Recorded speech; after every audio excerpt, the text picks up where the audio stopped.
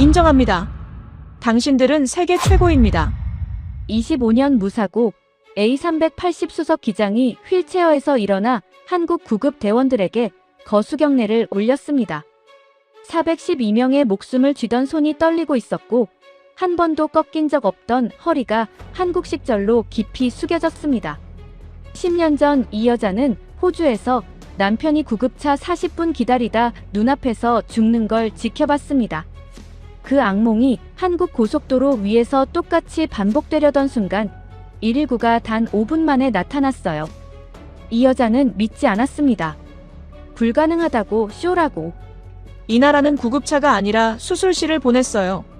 달리는 구급차 안에서 이미 수술 준비가 끝나 있었고 병원 도착 3분 만에 15명이 배를 열었습니다. 그리고 모든 게 끝난 뒤 받아든 영수증 한 장에 이 여자는 복도에서 무너졌어요. 돈 때문이 아니었습니다. 끝까지 들어보시죠. 구독과 좋아요는 영상 제작에 큰 힘이 됩니다. 안녕하세요. 저는 엘라본입니다. 호주 멜버른 출신이고 에어버스 A380의 수석 기장으로 25년을 하늘 위에서 살아온 사람이죠. 3만 피트 상공에서 저를 모르는 관제탑은 없었습니다. 콜사인이 들리면 항로가 열렸고 제 판단 하나에 412명의 생명이 움직였어요. 런던, 두바이, 싱가포르, 시드니. 지구의 모든 공항이 제 사무실이었고 조종석은 제가 유일하게 신뢰하는 공간이었습니다. 그 안에서만큼은 모든 변수가 계기판 위에 숫자로 표시됐고 모든 위기에는 매뉴얼이 있었으니까요. 사람들은 제게 물어보곤 했습니다. 가장 무서웠던 순간이 언제냐고. 2019년 시드니 상공에서 만난 우박 폭풍도 2021년 두바이 활주로 위 엔진 화재도 아니었어요. 제가 진짜 무서웠던 건 하늘이 아니라 땅 위에서 일어났습니다. 10년 전 호주 애들레이드 외곽의 한적한 도로. 남편 제임스가 운전하던 차가 가드레일을 뚫었고 저는 조수석에서 의식이 돌아왔을 때 이미 제임스의 셔츠가 온통 빨갛게 젖어 있었습니다. 허벅지 동맥 부근에서 피가 멈추질 않았어요. 저는 조종석에서 수천 번의 비상선언을 해본 사람이었지만 그날 전화기를 잡고 한 건 고작 울먹이는 목소리로 제발 빨리 와주세요를 반복하는 것뿐이었습니다. 구급차가 도착하기까지 40분이 걸렸습니다. 호주 외곽 지역의 현실이었죠. 저는 그 40분 동안 제임스의 손을 잡고 있었는데 처음엔 뜨겁던 그 손이 시간이 갈수록 차가워지는 걸 두 손으로 느꼈습니다. 구급차가 도착했을 때 대원이 건넨 건 산소 마스크 하나와 기본 거즈뿐이었고 가장 가까운 외상센터까지는 추가로 45분을 더 달려야 했어요. 제임스의 심장은 병원 주차장 300m를 남기고 멈췄습니다. 저는 그날 이후 하나의 원칙을 세웠어요. 내가 통제할 수 없는 시스템은 절대 믿지 않겠다고. 하늘 위에서는 제가 기장이니까 제가 통제합니다. 하지만 땅 위에서는 아무도 제 생명을 책임져 주지 않는다는 걸 피로 배웠으니까요. 그래서 저는 조종석 밖의 세상을 신뢰하지 않는 기장이 되었습니다. 해외 체류 중에는 반드시 숙소 반경 2km 이내의 병원 위치를 확인했고 딸 루시의 가방에는 항상 에피펜과 응급키트를 넣어두었어요. 동료들은 저를 두고 과하다고 했지만 제임스를 40분 동안 지켜본 사람에게 과한 준비란 없는 겁니다. 2026년 3월 어느 저녁 저는 인천공항에 A380을 내려놓고 크루 숙소로 향하는 셔틀 차량에 올라탔습니다. 한국은 제게 수십 번 경유한 익숙한 나라였지만 관심을 가져본 적은 한 번도 없었어요. 솔직히 말하면 아시아의 의료 인프라를 신뢰하지 않았습니다. 호주와 영국, 선진국의 시스템도 남편을 살리지 못했는데 그보다 나을 리가 없다고 생각했죠. 영종대교를 지나 서울 방면으로 접어드는 고속도로였습니다.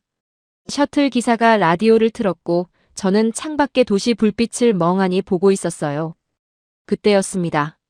앞에서 갑자기 화물트럭의 브레이크 등이 미친 듯이 깜빡이더니 중앙분리대를 넘어온 25톤 레미콘이 셔틀의 운전석 방향으로 돌진했습니다.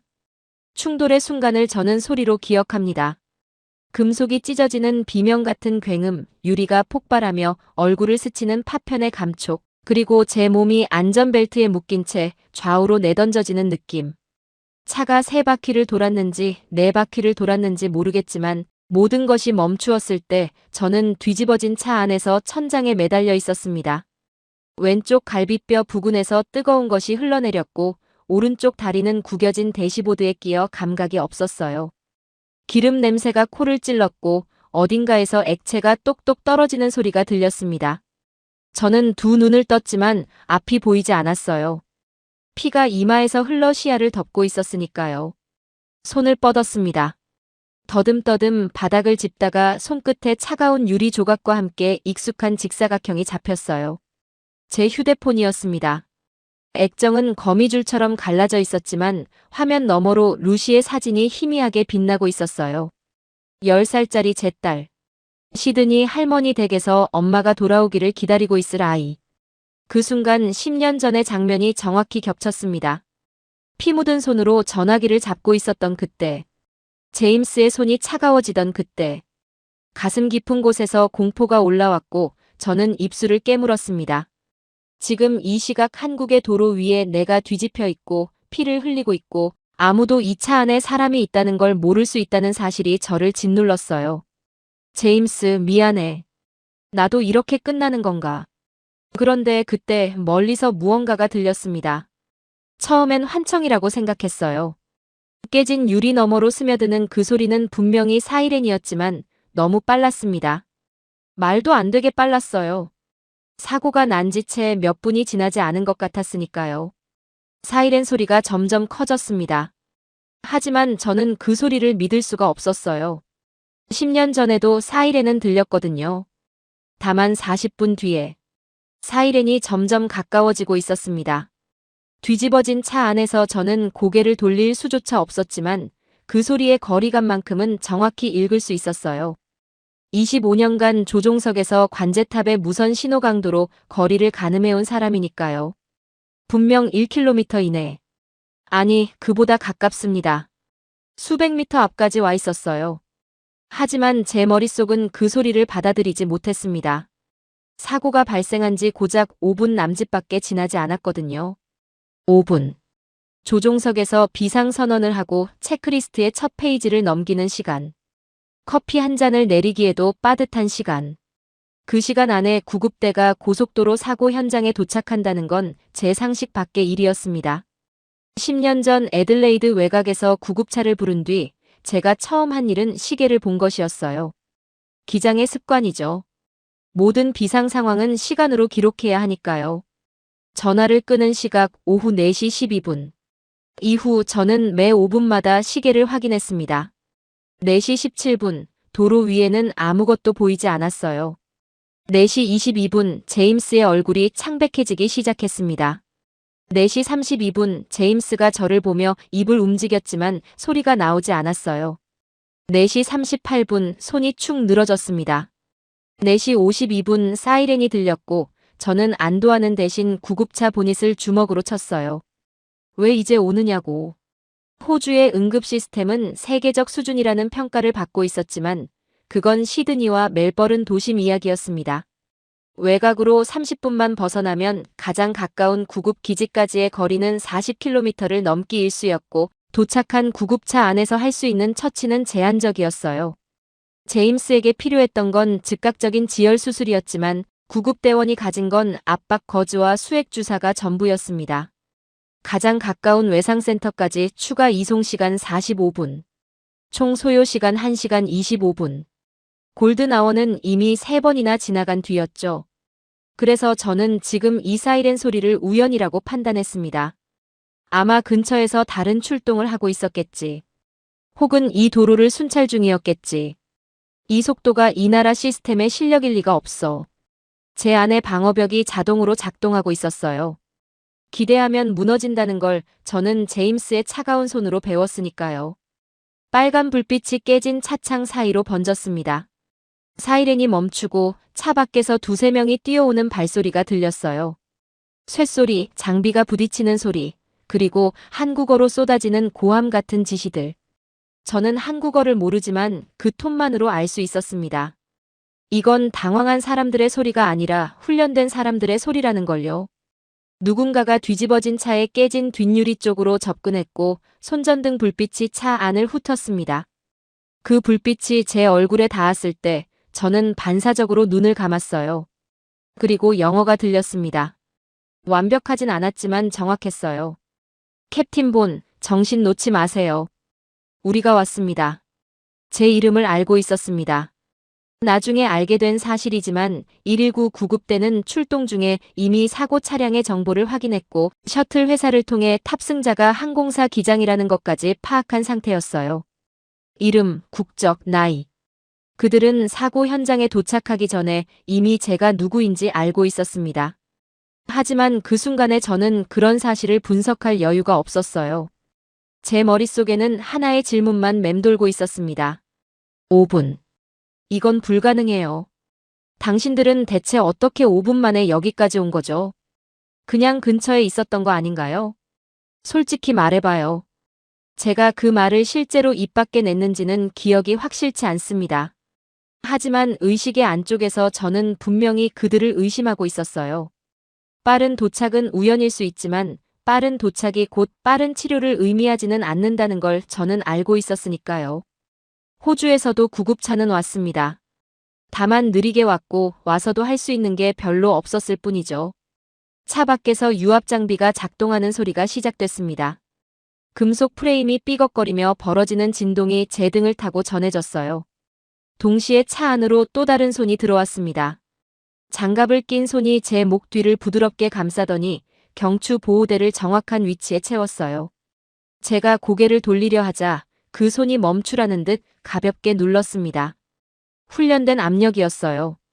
너무 세지도 너무 약하지도 않은. 그 순간 저는 묘한 감각을 느꼈습니다. 조종석에서 부기장에게 조종관을 넘길 때의 그 감각. 통제권을 이양하는 순간 느끼는 미세한 불안과 동시에 찾아오는 아주 작은 안도. 하지만 저는 그 안도를 즉시 밀어냈어요. 아직은 아니야. 아직 이 사람들을 믿을 수 없어. 대원들이 차 프레임을 벌려 제 상체 쪽에 공간을 확보하는 동안 다른 대원 하나가 제 왼쪽 손목에 무언가를 채웠습니다. 펄스 옥시미터였어요. 산소 포화도 91. 낮은 숫자가 아니지만 안심할 수준도 아니었죠. 그 대원은 숫자를 확인하더니 동료에게 한국어로 뭔가를 외쳤고 곧바로 산소 마스크가 제 얼굴에 씌워졌습니다. 이 모든 과정이 물 흐르듯 진행됐어요. 멈춤이 없었습니다. 누가 누구에게 지시하고 누가 확인하고 누가 다음 단계를 준비하는지가 눈에 보이지 않을 정도로 자연스러웠어요. 마치 수백 번 리허설한 공연처럼. 아니, 리허설이 아니라 이 사람들은 이걸 매일 하고 있는 거라는 생각이 스쳤습니다. 하지만 저는 여전히 속으로 중얼거리고 있었어요. 이건 여기까지야. 현장 처치는 이 정도겠지. 병원까지는 또 한참이겠지. 병원에 도착하면 접수하고 대기하고 트리아지 분류 기다리고 그 사이에 또 시간이 흘러가겠지. 10년 전 애들레이드의 순서가 제 머릿속에서 자동 재생되고 있었습니다. 그 순서는 제가 가장 잘 알고 있었어요. 왜냐하면 그 순서의 끝에서 제임스가 죽었으니까요. 구급대원 한 명이 제 눈높이에 얼굴을 맞추고 다시 영어로 말했습니다. 캡틴 본, 지금부터 구급차로 이동합니다. 끝까지 의식을 놓지 마세요. 저를 보세요. 제 눈을 보세요. 저는 그의 눈을 봤습니다. 헬멧 아래로 보이는 그 눈에는 당황도 동정도 없었어요. 있는 것은 단 하나 확신이었습니다. 자기가 무엇을 해야 하는지 정확히 알고 있는 사람의 눈빛. 저는 25년간 조종석에서 그 눈빛을 수천 번 봐왔어요. 비상 상황에서 흔들리지 않는 크루의 눈빛. 다만 저는 그것을 하늘 위에서만 봤을 뿐, 땅 위에서는 한 번도 본 적이 없었습니다. 들것이 제 몸 아래로 미끄러져 들어왔고 목과 허리가 고정된 채 차 밖으로 빠져나왔습니다. 바깥 공기가 얼굴에 닿는 순간 저는 눈을 떴어요. 밤하늘이 보였고 빨간 경광등 불빛이 시야를 채웠고 구급차의 뒷문이 활짝 열려 있었습니다. 그리고 그 뒷문 너머의 광경에서 저는 처음으로 말을 잃었습니다. 하지만 그 이야기는 조금 뒤에 하겠습니다. 저는 지금 아직도 그 장면이 실제였는지를 확인하는 중이거든요. 구급차 안으로 들것이 밀려 들어가는 순간 제 등이 처음으로 평평한 바닥에 닿았습니다. 뒤집어진 차 안에서 꼬인 채 매달려 있던 몸이 반듯하게 누워지자 오히려 통증이 선명해졌어요. 왼쪽 갈비뼈가 숨을 쉴 때마다 칼로 찌르는 것 같았고 오른쪽 다리에는 이제야 감각이 돌아오면서 둔탁한 열감이 무릎 위까지 번졌습니다. 대원 3명이 구급차 안에서 동시에 움직이고 있었어요. 한 명은 제 팔에 수액 라인을 잡았고 한 명은 가슴 부위에 심전도 패드를 붙였고 나머지 한 명은 제 옷을 가위로 잘라 상처 부위를 노출시켰습니다. 누가 먼저고 누가 나중인지 구분이 되지 않았어요. 세 쌍의 손이 각자 다른 일을 하면서도 서로 한 번도 부딪히지 않았습니다. 그때 한 대원이 밖에서 무언가를 들고 올라탔습니다. 제 휴대폰이었어요. 거미줄처럼 갈라진 액정 위에 피가 말라붙어 있었고 테두리는 찌그러져 있었지만 전원은 꺼지지 않은 상태였죠. 대원은 잠시 그 전화기를 내려다보더니 장갑 낀 엄지손가락으로 액정 위에 피를 천천히 닦아냈습니다. 1번, 2번, 3번. 피가 지워지자 화면 속에서 루시의 얼굴이 드러났어요.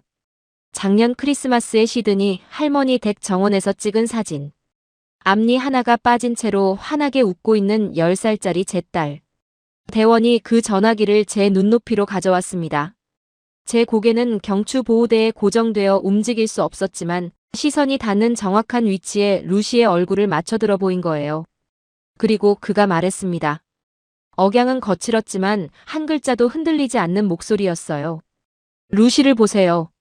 이 아이가 엄마를 기다리고 있습니다. 제가 병원까지 꼭 모셔다 드리겠다고 약속합니다. 제 이름도 아니고 제 상태도 아니고 루시라는 이름을 불렀습니다. 이 사람이 잠금 해제된 화면 속 사진을 보고 순간적으로 판단한 것인지 아니면 한국의 구급대원들이 원래 이렇게 훈련받는 것인지 저는 알 수 없었어요. 다만 확실한 건 10년 전 애들레이드의 구급대원은 제 남편의 이름을 한 번도 부르지 않았다는 겁니다. 제임스는 그들에게 환자 번호였고 출혈량이었고 바이탈 수치였어요. 한 번도 이름으로 불린 적이 없었습니다. 그 기억이 떠오른 순간 제 안에서 무언가가 갈라졌습니다. 10년간 한 겹 한 겹 쌓아 올린 벽에 실금이 가는 소리가 들리는 것 같았어요. 울면 안 된다고 생각했습니다. 기장은 울지 않아요. 비상 상황에서 감정은 판단을 흐리게 하니까요. 하지만 장갑 너머로 전해지는 그 손의 온도와 차갑게 갈라진 액정 속에서 웃고 있는 루시의 얼굴 사이에서 저는 버틸 수가 없었습니다. 눈물이 한 줄 흘렀어요. 말 없이, 소리 없이. 대원은 그걸 봤지만 아무 말도 하지 않았습니다. 대신 제 손을 잡았어요. 장갑 낀 손이었지만 따뜻했습니다. 으스러진 금속과 기름 냄새와 피 속에서 유일하게 따뜻한 것이 그 손이었어요. 제임스의 손이 마지막으로 차가워지던 그때 아무도 제 손을 잡아주지 않았다는 사실이 10년 만에 처음으로 선명하게 떠올랐습니다. 구급차 문이 닫혔고 사이렌이 다시 울리기 시작했습니다. 차가 출발하며 미세하게 흔들렸고 천장의 형광등이 제 시야를 가득 채웠어요. 저는 루시의 사진이 떠있는 깨진 휴대폰을 가슴 위에 올려둔 채 천장을 바라보았습니다. 혹시 이 사람들은 진짜일까? 혹시 이번에는 다를 수 있을까? 10년 만에 처음으로 그 단어가 떠올랐습니다. 혹시. 구급차가 달리기 시작하자 저는 천장에 붙은 장비들을 하나씩 훑기 시작했습니다. 기장의 습관이에요. 새로운 공간에 들어가면 반드시 장비 배치부터 파악하는 버릇. 조종석에 앉으면 제일 먼저 계기판을 스캔하듯 저는 누운 채로 이 구급차의 내부를 읽었습니다. 그리고 당혹스러워졌어요. 제 머리 위에는 12유도 심전도 모니터가 실시간으로 심장 파형을 그리고 있었고 왼쪽에는 휴대용 초음파 장비가 거치대에 고정되어 있었습니다. 오른쪽에는 자동 수액 주입 펌프가 정확한 속도로 링거를 제 혈관에 밀어넣고 있었어요. 천장에 부착된 작은 선반에는 기관 삽관 세트, 흉관 삽입 키트, 제세동기까지 정렬되어 있었습니다. 저는 호주에서 병원 응급실을 여러 번 가봤지만 소규모 지역 응급실보다 이 구급차 안의 장비가 더 많아 보였어요. 이건 구급차가 아닙니다. 제가 아는 구급차가 아니에요. 대원 한 명이 제 복부에 초음파 프로브를 대고 화면을 확인하기 시작했습니다. FAST 검사라는 걸 저도 알고 있었어요.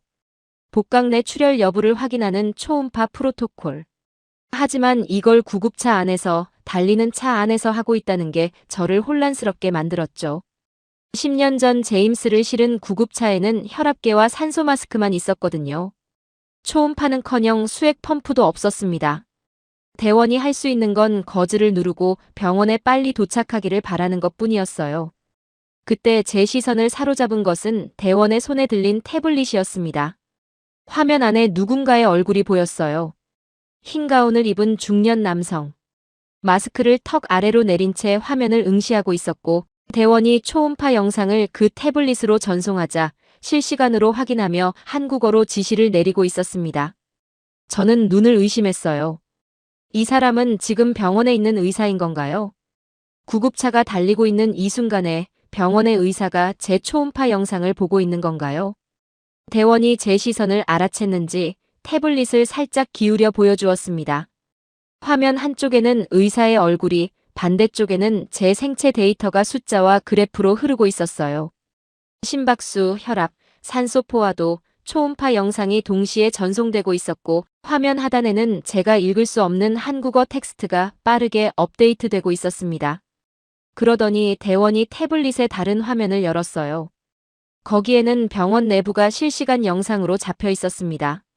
넓은 공간에 수술대가 보였고, 조명이 이미 켜져 있었고, 푸른 수술복을 입은 사람들이 장비를 세팅하고 있었어요.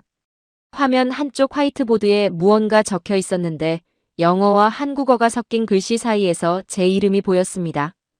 엘러본. B형. 다발성 외상 의심. 구급차가 아직 고속도로를 달리고 있는데 병원 수술실에 제 이름이 적혀 있었습니다. 수술 준비가 이미 끝나가고 있었어요. 제가 도착하기도 전에. 저는 비행에서 이것을 뭐라고 부르는지 알고 있습니다. 프리플라이트 체크. 비행기가 활주로에 진입하기 전에 모든 시스템을 점검 완료하는 절차. 이륙 순간에는 엔진만 켜면 되도록. 이 병원은 지금 정확히 그걸 하고 있는 거였어요. 제가 도착하는 순간 수술을 시작할 수 있도록 구급차가 달리는 동안 모든 프리플라이트를 끝내고 있었습니다. 이건 불가능해요. 제 입에서 그 말이 또 나왔지만 이번에는 톤이 달랐습니다.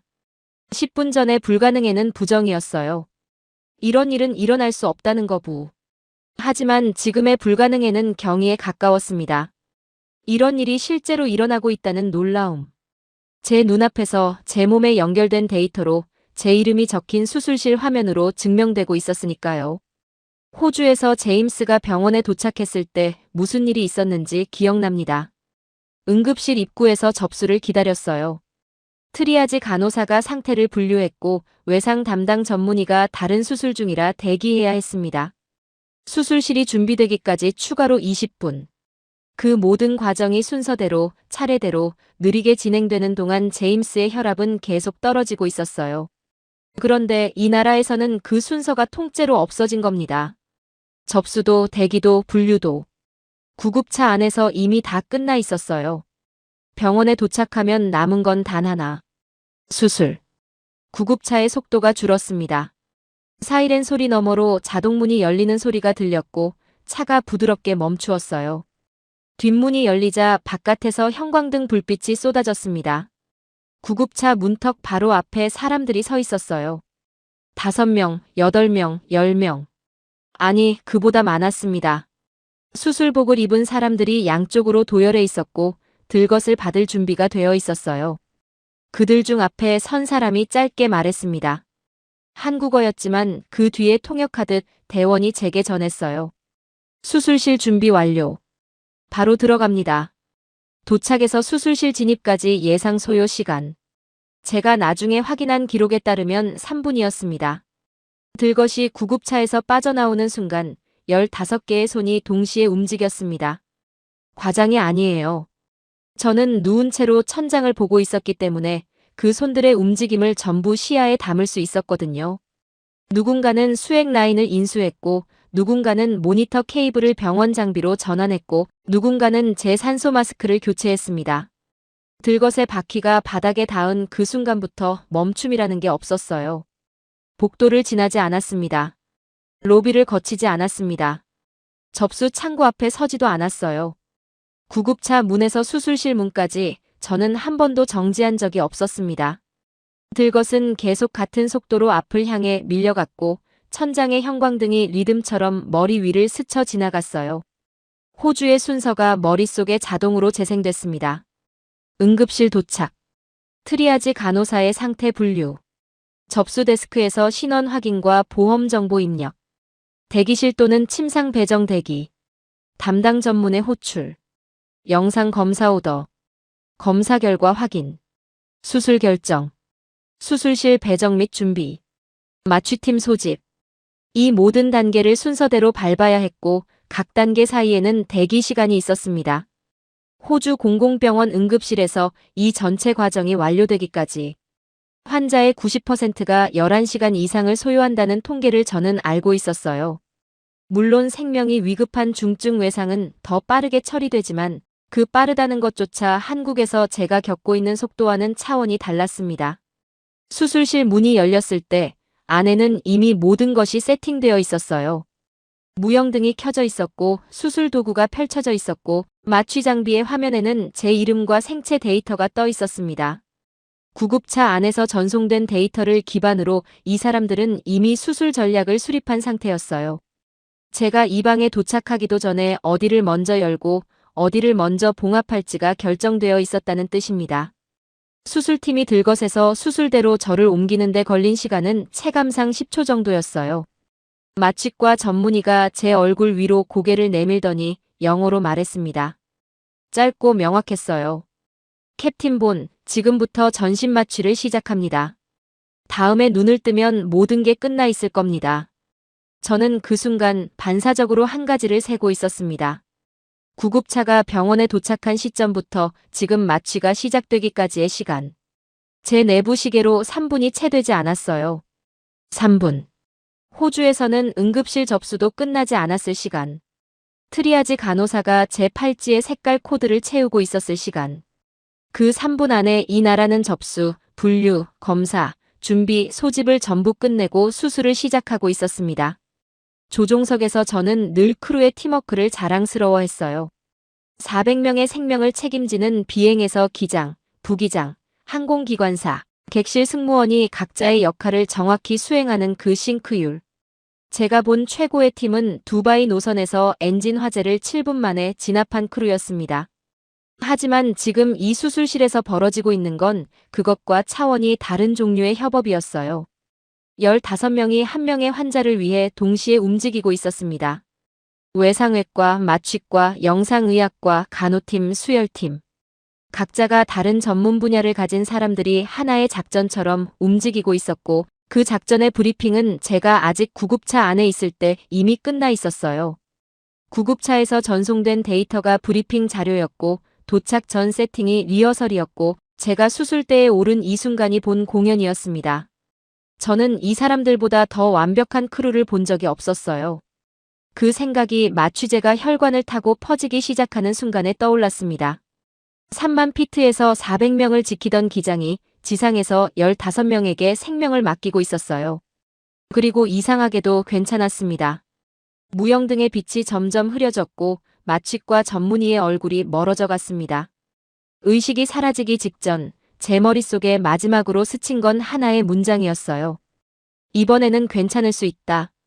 10년 만에 처음으로 저는 누군가의 시스템을 믿은 채 눈을 감았습니다. 눈을 떴을 때 가장 먼저 느낀 건 목의 갈증이었습니다. 그 다음이 천장의 형광등. 수술실의 무영등이 아닌 부드러운 간접 조명이었어요. 회복실이라는 걸 알아차리기까지 몇 초가 걸렸습니다. 마취에서 깨어나는 과정은 늘 그렇죠. 시간과 공간의 감각이 엉키고 자기가 누구인지를 떠올리는데 순서가 필요해요. 엘라본, 기장, 한국, 사고, 수술. 단어들이 하나씩 돌아왔고 그 단어들이 연결되는 순간 저는 반사적으로 제 몸을 확인했습니다. 왼쪽 갈비뼈 부위에 단단한 붕대가 감겨 있었고 오른쪽 다리에는 깁스 대신 고정 보조기가 채워져 있었어요. 배 쪽에 수술 자국이 느껴졌지만 봉합선은 놀라울 정도로 깔끔했습니다. 모니터에는 심박수 72, 산소 포화도 98이라는 숫자가 안정적으로 찍히고 있었어요. 살았구나. 그 사실이 실감되는데 시간이 좀 걸렸습니다. 간호사 한 명이 다가와 따뜻한 물을 적신 거즈로 제 입술을 적셔주었고 영어로 조용히 말했어요. 수술 잘 끝났습니다. 잘 견디셨어요. 그 말에 저는 대답 대신 고개를 한번 끄덕였습니다. 목소리가 나오지 않았거든요. 마취 때문이 아니라 말을 꺼내면 무너질 것 같아서. 며칠이 지났습니다. 회복실에서 일반 병실로 옮겨졌고 링거와 항생제 투여가 계속됐어요. 병실 창밖으로 서울의 야경이 보였는데 그 불빛이 조종석에서 내려다보던 것과는 다른 높이에서 빛나고 있었습니다. 아래에서 올려다보는 도시. 저를 구해준 도시. 퇴원일이 다가오면서 저는 한 가지를 준비하고 있었습니다. 비용이요. 호주에서 이 정도 수준의 외상 수술을 받으면 어떤 청구서가 날아오는지 저는 정확히 알고 있었거든요. 남편 제임스의 사망 후 병원에서 온 청구서를 제가 처리했으니까요. 제임스는 결국 살리지 못했는데 응급 이송비, 응급실 처치비, 심폐소생 시도 비용까지 합산된 금액이 4만 호주 달러를 넘었습니다. 살리지도 못한 생명의 4만 달러. 그 청구서를 거실 테이블에 올려놓고 저는 3시간 동안 움직이지 못했던 기억이 납니다. 이번에는 그 몇 배가 나올 거라고 각오했어요. 실시간 원격 진료가 포함된 구급차 이송, 15명이 투입된 긴급수술, 며칠간의 입원과 집중치료. 호주 민간 병원 기준이라면 10만 호주 달러, 하나로 1억 원에 가까운 금액이 나와도 이상하지 않을 규모였습니다. 퇴원 수속을 밟으면서 행정 담당자가 서류 한 장을 건넸습니다. 영어로 번역된 진료비 명세서였어요. 저는 그 종이를 받아들고 숫자를 확인했습니다. 그리고 2번 확인했습니다. 3번째 확인할 때는 행정 담당자에게 물었어요. 이게 전부인지, 추가 청구가 있는 건 아닌지, 다른 항목이 빠진 건 아닌지. 담당자는 고개를 저었습니다. 한국권역외상센터의 응급외상치료에는 건강보험이 적용되며 중증 외상 환자의 경우 본인 부담률은 5%라고 설명했어요. 외국인 응급 환자에게도 긴급 의료 상황에서는 동일한 프로토콜이 적용되었다고. 물론 외국인 환자로서 별도의 행정 절차와 추가 비용이 발생할 수 있지만 그것을 포함해도 제가 예상한 금액의 극히 일부였습니다. 저는 그 영수증을 들고 복도로 나왔습니다. 간호사 스테이션을 지나 엘리베이터 앞까지 걸어갔어요. 목발을 짚고 있었지만 정작 제 다리를 무너뜨린 건 부상이 아니었습니다. 엘리베이터 앞 벤치에 주저앉았을 때 저는 울고 있었어요. 돈 때문이 아니었습니다. 이 나라는 제 생명을 돈으로 환산하지 않았어요. 5분 만에 달려온 구급차도 달리는 차 안에서 수술실을 준비한 시스템도 도착. 3분 만에 시작된 수술도 이 모든 것의 끝에서 건네진 이 영수증도 전부 하나의 메시지를 말하고 있었습니다. 당신의 생명은 비용이 아니라 존엄으로 다뤄졌다고. 10년 전 호주에서 제임스를 잃고 받아든 청구서는 저에게 이렇게 말했어요. 우리는 최선을 다했지만 결과를 보장하지는 않습니다. 비용은 청구됩니다. 하지만 한국에서 받아든 이 영수증은 전혀 다른 말을 하고 있었습니다. 우리는 당신을 살렸고 비용은 국가가 함께 지겠습니다. 저는 영수증을 가슴에 안은 채 한참을 앉아 있었습니다. 복도를 지나는 간호사들과 환자들이 저를 슬쩍 보았지만 아무도 묻지 않았어요. 한국 사람들은 우는 사람에게 함부로 말을 걸지 않는다는 걸 나중에 알게 됐습니다. 그것도 배려라는 것을. 속도, 기술, 비용. 제가 선진국의 기준이라고 믿었던 모든 항목에서 한국은 제 기준을 넘어서 있었어요. 아니, 정확히 말하면 제가 가지고 있던 기준 자체가 틀렸다는 걸 이 나라가 증명한 겁니다. 퇴원날 아침 병실 창으로 들어오는 햇살이 유난히 선명했습니다.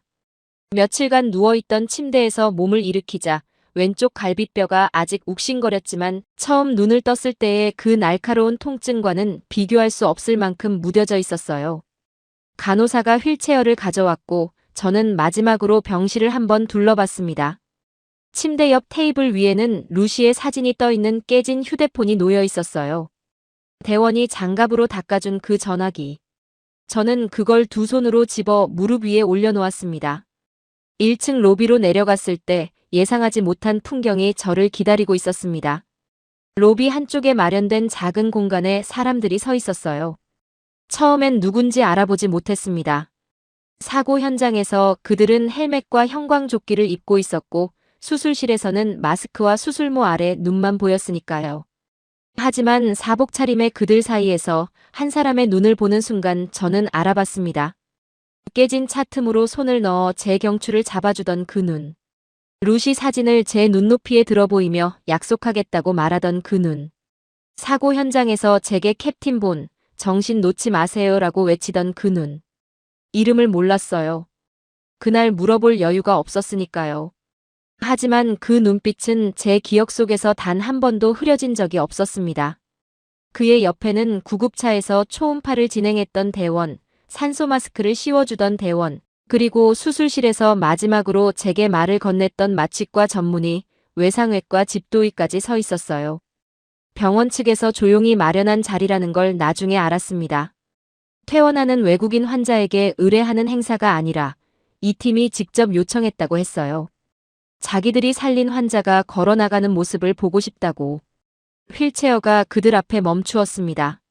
저와 그들 사이의 거리는 2미터 남짓이었어요.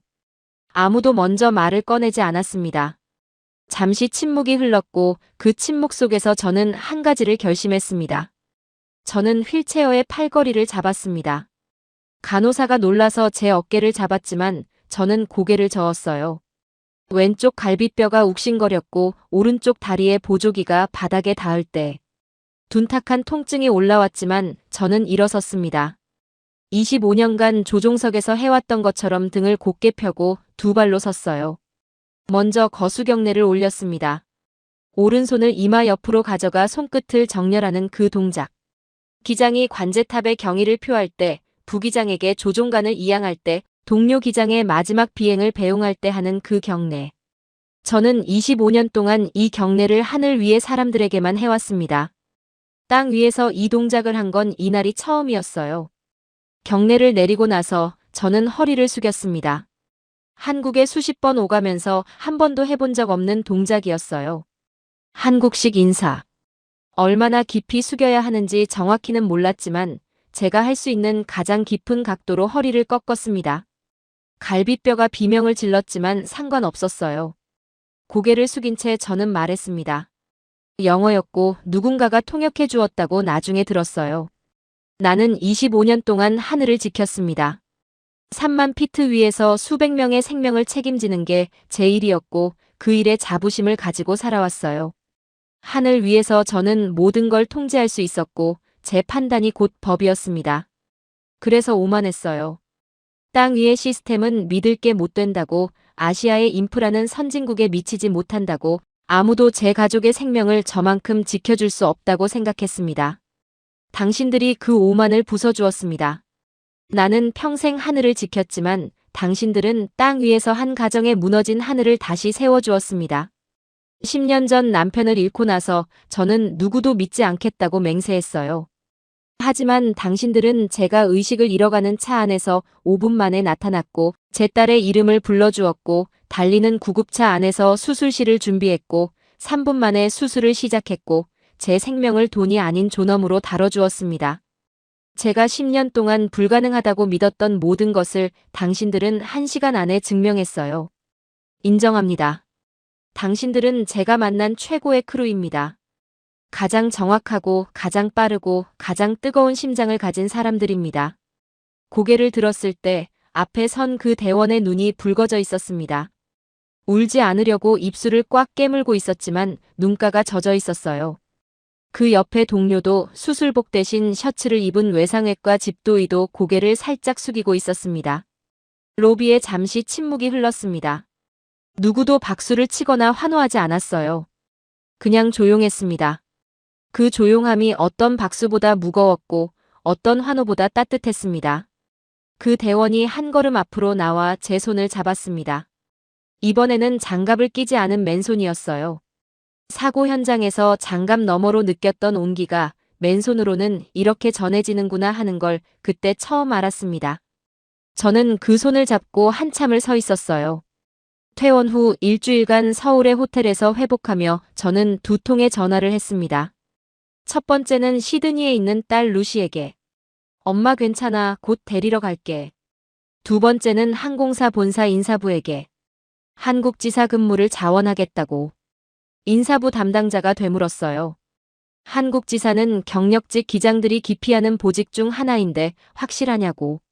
확실하다고 했습니다. 이유를 묻기에 딱 한 문장만 답했어요. 제 딸을 가장 안전한 곳에서 키우고 싶습니다. 2달 뒤 루시가 인천공항에 내렸습니다. 10살짜리 아이가 캐리어를 끌며 입국장 문을 나서는데 저를 발견하자마자 뛰어왔어요. 오른쪽 다리의 보조기가 아직 완전히 벗겨지지 않은 상태였지만 저는 두 팔로 아이를 안았습니다. 공항 로비 한복판에서 한참을 그렇게 서 있었어요. 루시가 제 귀에 대고 속삭였습니다. 엄마, 한국이야. 나 여기 처음이지. 서울 생활이 시작됐습니다. 영등포구의 작은 아파트에 짐을 풀었고 루시는 근처 초등학교에 편입했어요. 처음 몇 주는 쉽지 않았습니다. 루시는 한국어를 한마디도 못했고 저는 여전히 계단을 오를 때 갈비뼈가 쑤셨으니까요. 하지만 이상한 일들이 하나씩 일어나기 시작했습니다. 루시가 학교에서 돌아오는 첫날 현관문을 열자마자 한 말이 아직도 기억나요. 엄마, 급식이 진짜 맛있어. 나 오늘 밥 2번 먹었어. 일주일 뒤에는 옆자리 친구가 가르쳐준 한국어 인사를 자랑했고 한 달 뒤에는 숙제를 같이 하는 친구가 생겼다고 했어요. 시드니에서는 방과 후에 항상 빈집에 혼자 돌아왔던 아이가 이곳에서는 매일 무언가를 이야기하고 싶어서 뛰어들어왔습니다. 어느 날 저녁 루시와 함께 동네를 걸었습니다. 밤 10시가 넘은 시각이었어요. 시드니에서라면 아이의 손을 꽉 잡고 주변을 경계하며 걸었을 시간. 하지만 서울의 골목은 편의점 불빛과 분식집 간판이 환하게 켜져 있었고 늦은 시간에도 아이들이 뛰어다니고 있었습니다. 루시가 제 손을 잡은 채 고개를 들어 저를 봤어요. 엄마, 여기는 밤에도 무섭지 않아. 그 한마디에 저는 또 울 뻔했지만 참았습니다. 한 번쯤은 웃는 얼굴을 보여주고 싶었거든요. 어느 날은 루시가 학교에서 건강검진을 받고 왔습니다. 무료였어요. 시력검사, 치과검진, 기본 혈액검사까지.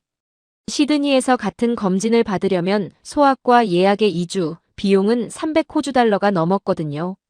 저는 검진 결과지를 냉장고에 붙여놓고 한참을 들여다봤습니다. 이 나라는 제 아이의 건강까지 자기 일처럼 챙기고 있었어요. 다시 비행을 시작한 건 사고 3달 뒤였습니다. 한국지사에서 배정받은 첫 노선은 인천에서 시드니로 가는 장거리 편이었어요. 조종석에 앉아 시스템 체크를 끝내고 활주로에 진입하는 순간 익숙한 긴장감이 돌아왔습니다. 엔진 출력을 올리고 기수가 하늘을 향해 들리고 바퀴가 활주로를 떠나는 그 순간 서울의 불빛이 아래로 깔리기 시작했어요. 예전에는 그 불빛을 별 감흥 없이 내려다봤습니다. 수십 번 지나간 경유지의 야경이었으니까요. 하지만 그날 밤 인천의 불빛은 달랐어요. 저 불빛 아래 어딘가에 루시가 자고 있고 저 불빛 아래 어딘가에 119 구급대원들이 오늘 밤도 출동 준비를 하고 있고 저 불빛 아래 어딘가에 권역외상센터의 수술실 조명이 언제든 켜질 준비를 하고 있다는 걸 저는 알고 있었습니다. 고도 1만 피트를 지날 때 부기장이 물었어요. 기장님, 인천이 좋으세요? 제가 뭐라고 답했는지 정확히 기억나지 않지만 아마 이런 말이었을 겁니다. 착륙할 때마다 가장 안전한 곳에 왔다는 기분이 드는 공항은 여기가 처음이라고. 지금 저는 인천 노선을 가장 많이 자원하는 기장이 됐습니다. 동료들은 이해하지 못해요. 왜 런던이나 두바이 대신 인천을 고르냐고. 저는 그 질문에 매번 같은 대답을 합니다. 거기에 제 고향이 있거든요. 호주에서 태어나고 자랐지만 고향이라는 단어의 의미를 바꿔준 건 한국이었습니다. 고향은 태어난 곳이 아니라 살아 돌아온 곳이에요. 제 생명이 꺼져가던 순간 5분 만에 달려와 준 곳, 달리는 구급차 안에서 수술실을 준비해 준 곳, 제 딸의 이름을 불러준 곳, 영수증 한 장으로 존엄을 증명해 준 곳. 그곳이 고향이 아니면 어디가 고향이겠어요. 한국은 시스템으로 증명하고 사람으로 감동시킵니다. 이 한 문장을 기장 일지 마지막 페이지에 적어 놓았습니다. 매번 인천에 착륙할 때마다 펼쳐보려고요. 오늘도 저는 조종석에서 인천의 불빛을 내려다보고 있습니다. 활주로의 유도등이 한 줄로 빛나고 관제탑에서 착륙 허가가 떨어지고 기수가 서서히 내려갑니다. 바퀴가 활주로에 닿는 순간 저는 늘 같은 말을 중얼거려요. 가장 안전한 고향에 왔다.